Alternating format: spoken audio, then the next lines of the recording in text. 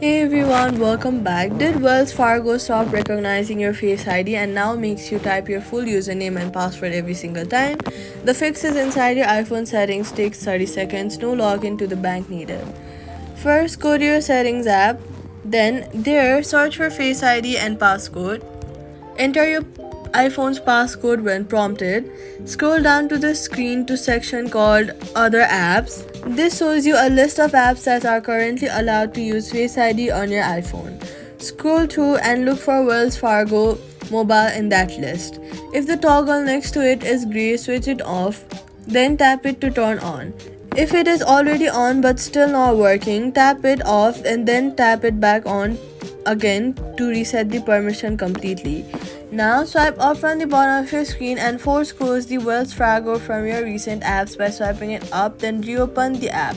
Then Face ID should prompt you automatically on launch. If Wells Fargo does not appear in the Face ID app list at all, go to your settings, then go to General and iPhone Storage, then find the Wells Fargo app on the list and tap on it and tap Offload app and then go to your app store and reinstall it from the app store. After a fresh install, it will request Face ID permissions on the first open. So all you gotta do is go to settings, Face ID and Passcode, find Wells Fargo in the app list, now get it on, Face ID working.